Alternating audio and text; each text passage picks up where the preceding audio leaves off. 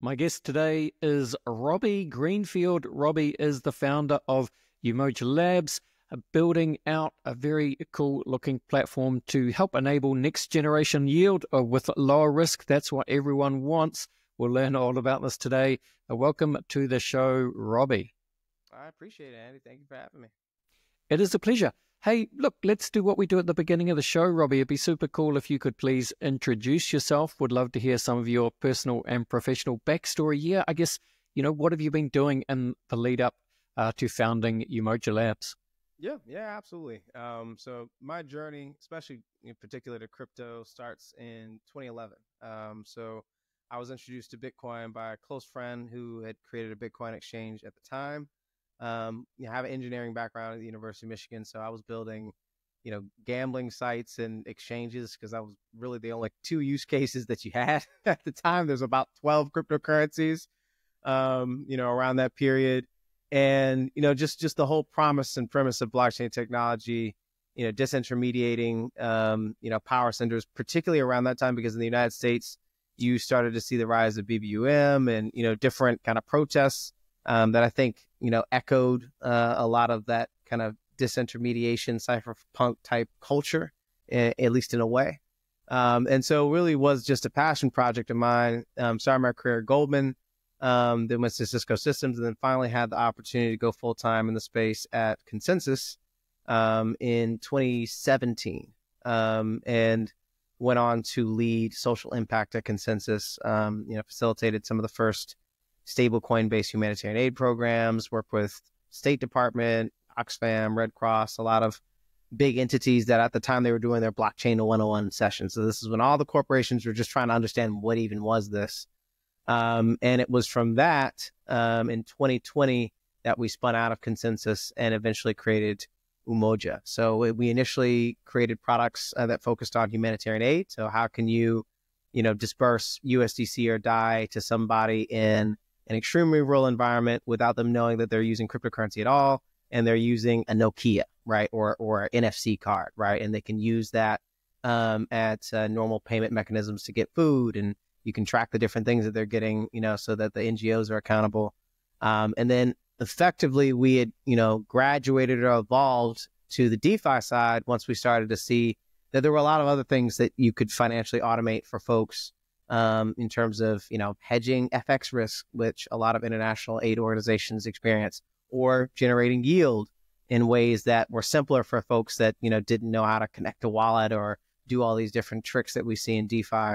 And so that's where we find ourselves now, is a protocol that effectively allows you to create customizable yield vault tokens based off of different assets like Bitcoin, ETH, Solana, and the latter. So that's where we are now.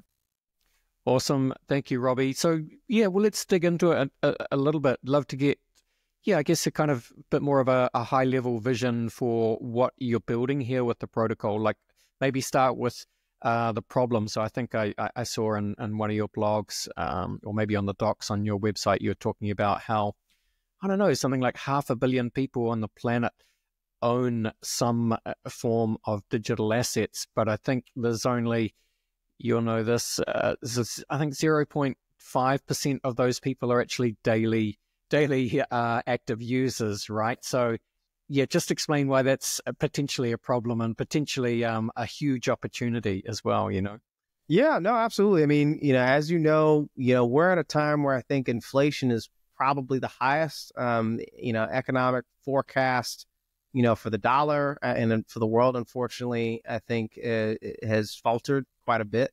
And at the same time, I would say that you have, the highest, adoption of digital assets ever, right, in terms of the mainstream, especially Bitcoin.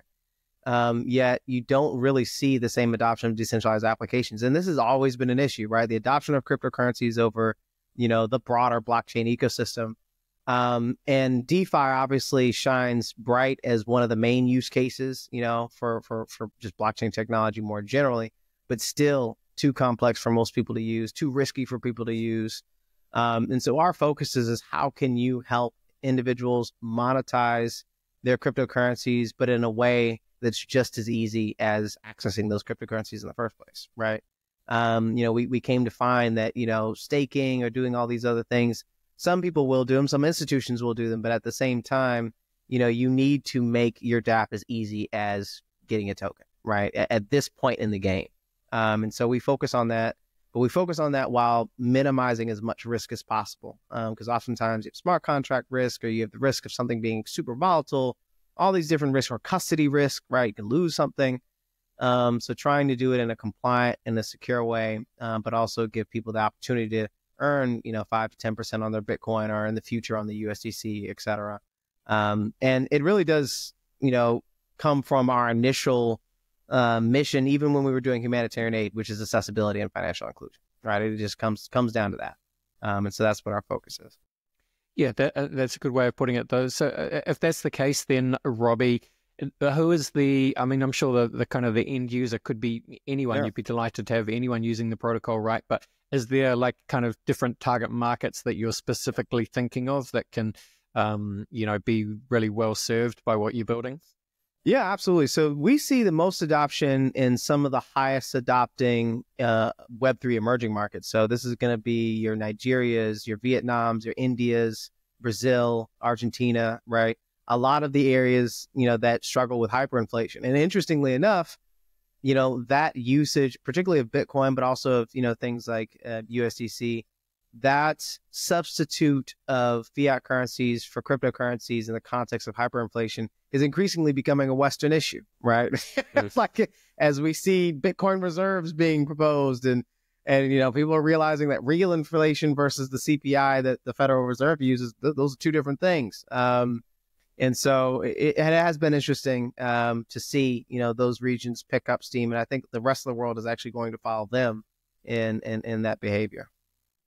And so the way I understand it, you're starting with Bitcoin, right? But the idea is eventually to expand that to, I guess, blue chip crypto tokens, however you want to define that. So just explain where we are at the moment then. If it's Bitcoin, if someone has a little bit of Bitcoin, doesn't matter where they are in the world, but they want to perhaps put that to good use and earn some yield on it. Yeah, just talk us through the different ways. What can they do with what you're building at Umoja? Yeah, absolutely. I mean, you can see Umoja as a high yield savings account for blue chip cryptocurrencies. We define those as the highest market cap. So, Bitcoin, ETH, Solana. Of course, as you noted, we were starting with Bitcoin. So we have YBTC, right? And you effectively just deposit your Bitcoin, you mint YBTC in the process, and that earns you yield. And it just accrues in value over time. So there's nothing that you really need to do. Now, if you're an institution and you have a whole DeFi strategy, you can borrow against your YBTC as well. So I know a lot of hedge funds or family offices, they will, borrow against their Bitcoin to generate even more yield, because Bitcoin's a very hard asset to generate yield from. The only real way you can, natively generate yield from Bitcoin is to mine it. There's really no other way, or you can lend it, I suppose. But the lending markets, it's not as developed as most other, assets, especially native Bitcoin. And in the future, actually this month, we'll make it so that you don't even need to know how to use a wallet to deposit your Bitcoin. We have integration with Coinbase. Coinbase is also an investor, where as a Web2 user, haven't used a DApp ever, you can just log into your Coinbase, deposit Bitcoin directly from your Coinbase into a smart wallet embedded into the protocol, and you can hold your YBTC there, and then vice versa once you want your Bitcoin back. So it's pretty simple. Yes, indeed. Yeah, you mentioned Coinbase is an investor. You got some other reasonably high profile investors as well. Maybe just talk us quickly through that kind of, what does that investor makeup look like? Must be reassuring to have some good backing and advisory behind you, Robby. Yeah. I mean, Coinbase has been Coinbase, in fact, was one of our first investors. Mercy Core, 500 Global, which was formerly 500 Startups, Avalanche, Blizzard, Orange DAO, QuantStamp. List goes on. Certainly very lucky to kind of have their support, especially through all the different iterations, right? I mean, to go from humanitarian aid to yield-bearing tokens is quite the jump. So they've been supportive all the way through. Very nice, very nice. What do you think then is, there's a few other people doing, similar things all across, different aspects of the DeFi ecosystem. Also, of course, different aspects of, Bitcoin layer twos, different kind of staking mechanisms, whether it's for Bitcoin, Ethereum, or other assets. It is quite a competitive space, but I guess, as you've identified, one of the problems is it's still the complexity for just the general average user. I guess what are you doing that you think makes what you guys do gives you an edge? What's your competitive edge, would you say, Robby?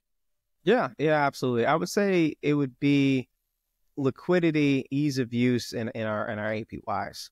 So when I say liquidity, most liquid staking tokens are LSTs, which that's more used on the Bitcoin side than normal stake tokens on the Ethereum side. They usually have a lockup period, right? You put your Bitcoin in there and you can't really redeem it back. It could be 2 months, 3 months, in some cases 6 months. So the ability to freely, put in and take out your Bitcoin on the same day is, I think, one of our strengths. The second is just usability.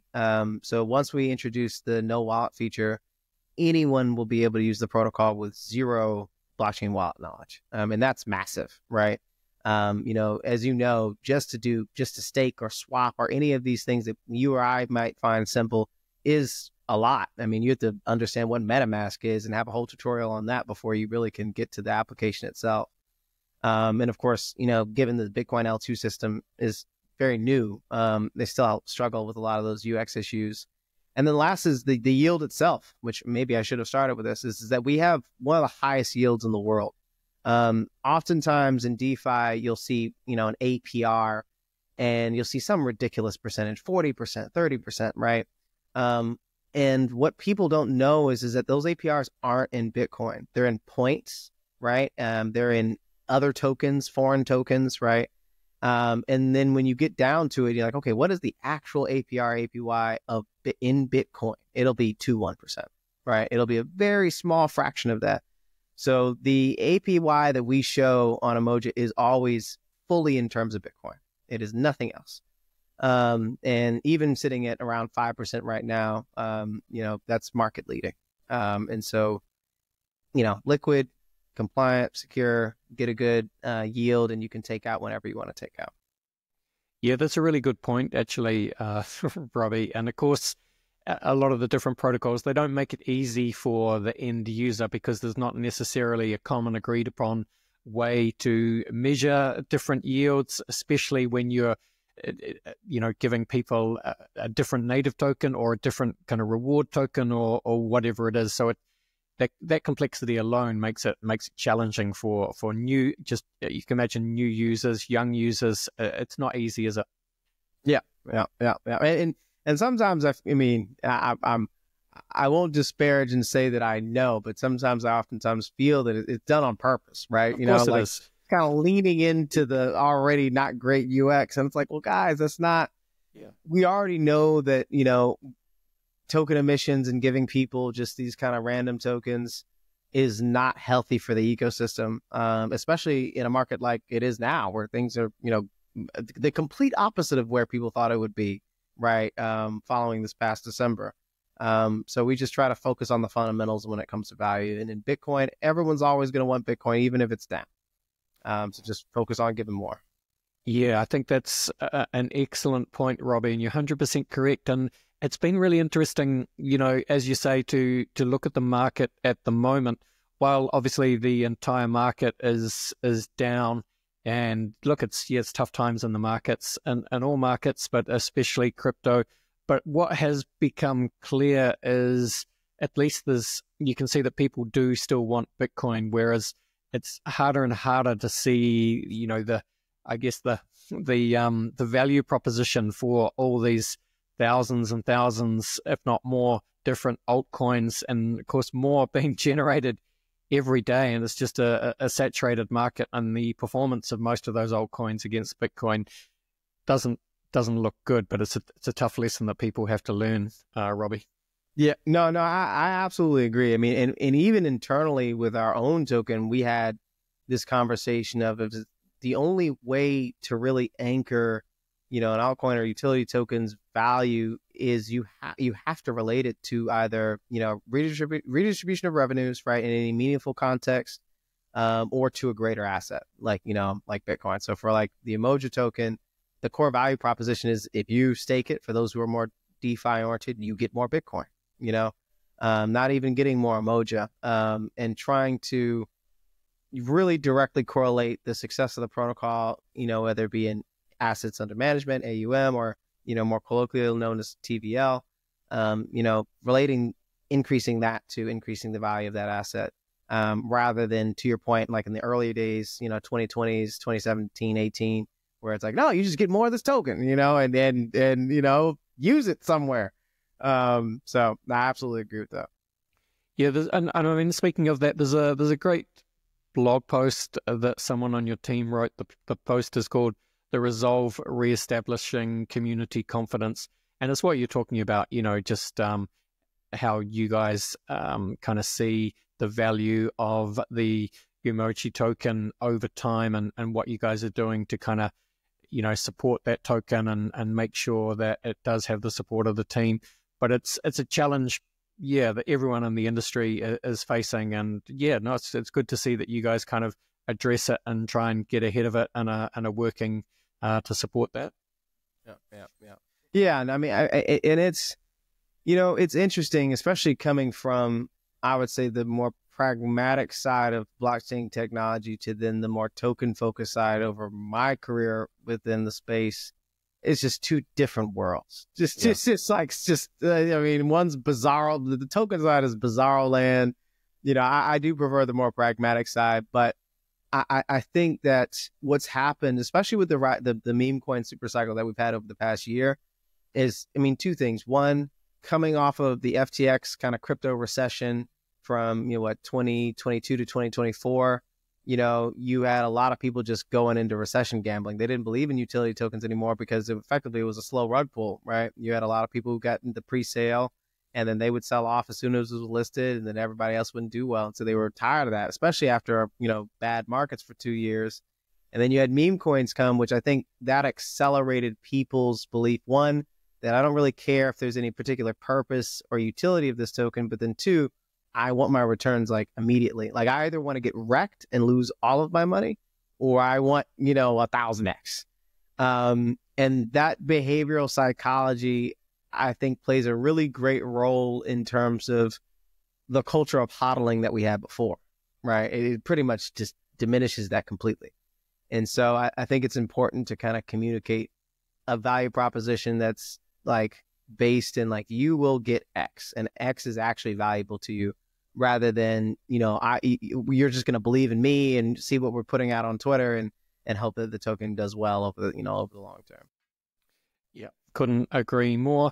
Kind of, Robby, to build a sustainable community of users over the long term in a decentralized ecosystem, it is a challenge.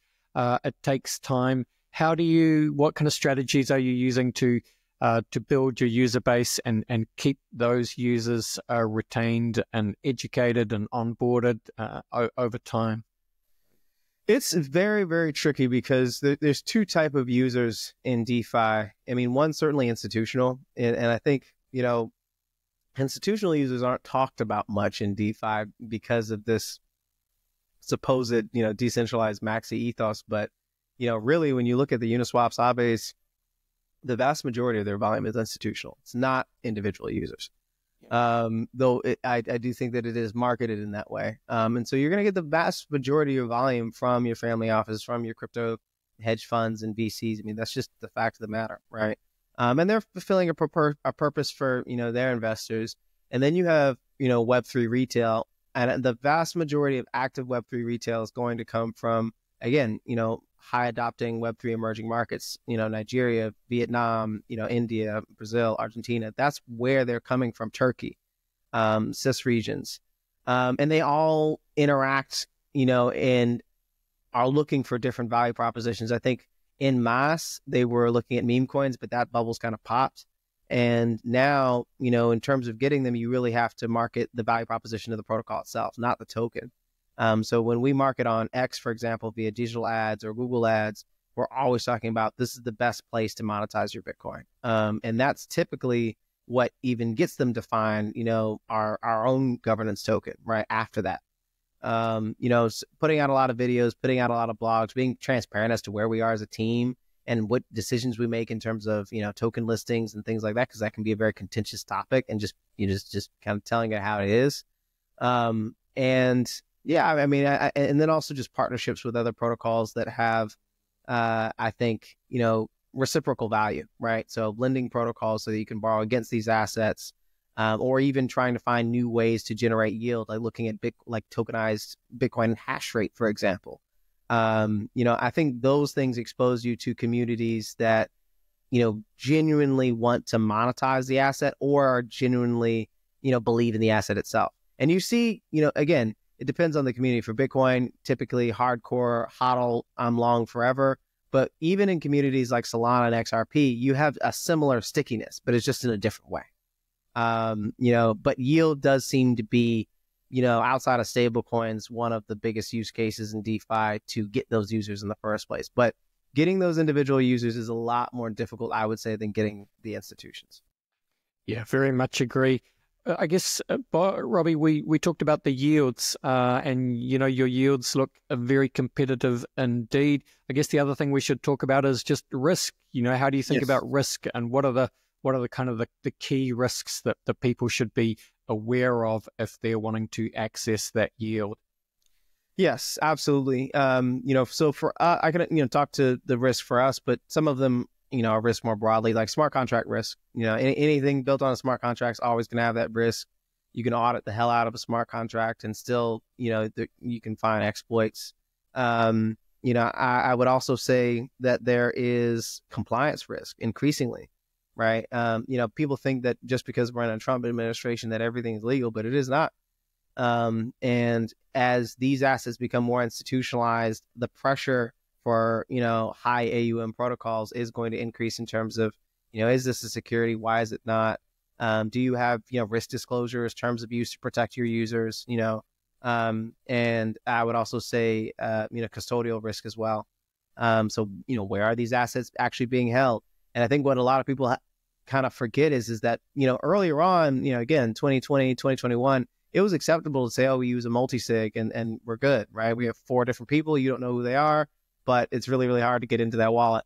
But after the Bybit hack, we found that, there are social exploits that he can even open multi-sigs, get the people who are responsible for custodying those funds to mistakenly send transactions to hackers.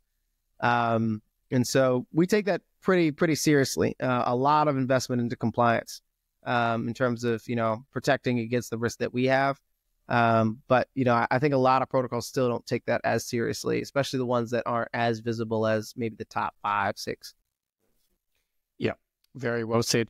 All right, well, just as we start to finish off, Robby, I'd love to just get your thoughts on, I guess, the strategic Bitcoin reserve, obviously announced announced over the weekend by Trump. Slightly messy announcement, and of course, the market didn't seem to like it. Maybe it's just too soon, and it's a long-term thing. There's other stuff going on, but I can kind of sense that you're maybe a Bitcoiner at heart, Robby. So yeah, just your thoughts on it's kind of the surprising space that we find ourselves in with a strategic Bitcoin reserve announced by President Trump. Yeah, I'm certainly for it, though. I think that the thing with executive orders that I don't think a lot of people understand is that it's more of an intent than it is this is going to happen.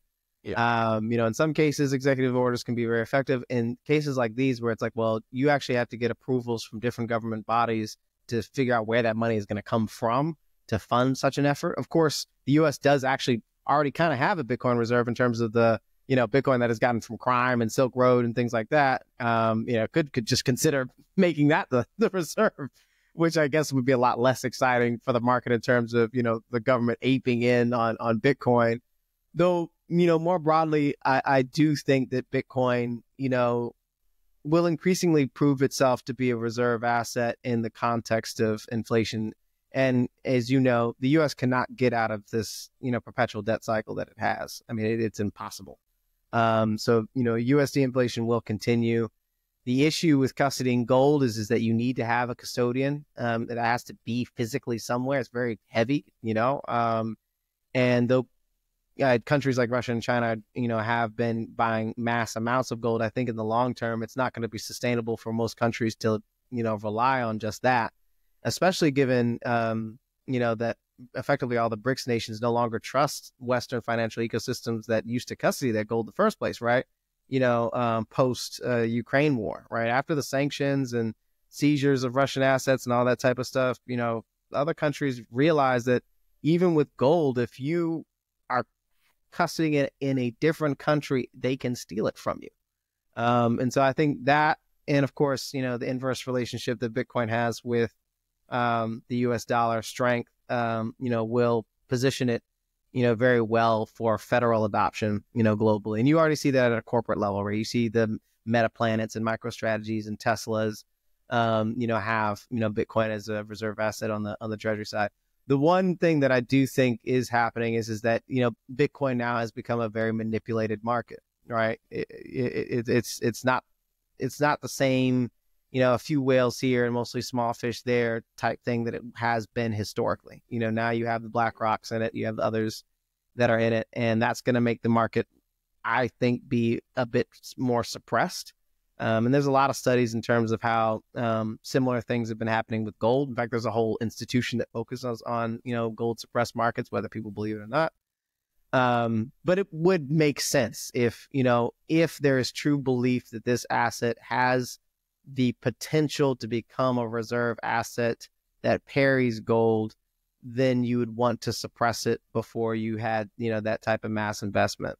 Whether that's happening, I'm not sure. But I do think that, that there's a lot of potential for that in the market that we're going into. Yeah, certainly people talk about, the big institutions using futures trading to, potentially manipulate the market one way or the other. But yeah, that's another conversation for another day. Yeah. Robby, as we finish off this part of the podcast, it'd be great if you just tell people where they should go to learn all about what you guys are building at Umoja, and how they can get involved, lock up their Bitcoin and get some yield. What should they do? Where should they go? Yeah, absolutely. So just head over to umoja.xyz. Soon you'll be able to deposit Bitcoin directly from your Coinbase account. But if you have native Bitcoin now, you can deposit it. And even better, if you want to get Umoja, you can stake it and earn more Bitcoin doing that as well. And we have a few new products coming out, a few different versions of different BTC yielding tokens coming out soon, as well as USD. So just stay tuned. And you can find us on Twitter at Umoja Protocol. So there you go. Awesome. Thank you, Robby. Time to finish off the show. And we do that, of course, by running you through the very famous crypto conversation hot take round. Are you up for it? Yeah, let's do it. Yeah, I like this. Yeah, I already like this. Just from the name. Yeah. Let's go, Robby. I'm just going to run some questions at you. Just want you to give me your quick, kind of hot take style answers. No right or wrong way to do it. Question one for you is, where would you say that you sit on the Bitcoin maximalist to multi-chain opportunist spectrum? I'm in the middle. Even though that's a lame answer, I'm in the middle. Bitcoin dominates on security, but it will be a multi-chain world because nobody wants to use other people's chains. Yeah. Unfortunately. All right. Well, what would you say then, Robby, is your firmest conviction crypto opinion? I would say that most utility tokens are a scam. Yep. I like it. Yeah, that one I'm firm on. I'd say 99% of the market's tokens are BS, unfortunately. But yeah. All right. Bill Gates famously said that we tend to overestimate what we could accomplish in 2 years and underestimate what we can accomplish in 10. 10 years is a long time. So anything you like here, Bitcoin, crypto, Umoja, what does it look like in 10 years' time? Bitcoin's definitely at $1 million in 10 years. Umoja is the foundation for structured digital assets in the world. That's at least what we're trying to become. And I would say investment is hyper customized and hyper liquid to virtually any asset in the world. Yeah, nice. I like it. All right. William Gibson famously said, Robby, that the future is already here. It's just not evenly distributed. With that in mind, can you think of an example of the future being here right now, but most people aren't aware of it? AI. I think people think that using ChatGPT on the regular is what that's doing. AI is fundamentally changing the way that applications are built and how information is pervaded around the world, and that changes human psychology just rapidly. And it's definitely skewed toward people that fully understand it or can afford to have other people understand it for them, versus the vast majority of people, especially in the United States, who don't even have a formal education. Yeah. That's going to change. Like, I feel like a lot of people thought that we would enter with AI a utopia in which humans just didn't have to work because productivity was more or less automated and we could focus on more, altruistic things. I think the world that we're actually going into is that altruism, that supposed altruism is actually being monetized, and AI is becoming less of a open source, better good for the world and more of just a way to increase like capitalist efficiency, which is just going to lead to a lot of people just not having a job and not getting any benefit. At least that's the direction that I see it going now with how it's being privatized. Scary stuff. It brings us nicely, actually, to the final question, Robby, which is, what is your favorite science fiction book, film, or TV show? I have to say Inception is up there. Favorite, Inception's up there for sure. Yeah, a Christopher Nolan classic, of course. Yes, Inception, great film. This was fun, Robby. Thank you so much for coming on the show and spending some time with us today. Just to close it out again, tell people where they can go to get involved with what you guys are building at Umoja, earn some yield on their Bitcoin, and yes, share your socials. Yep, absolutely. So if you want 5% plus on your Bitcoin, you can go to umoja.xyz or follow us on Twitter at Umoja Protocol. And if you'd like to follow me personally, I'm at RobTG4, ROBTG4. Awesome. Thank you so much, Robby. All the best, and bye for now. Appreciate it.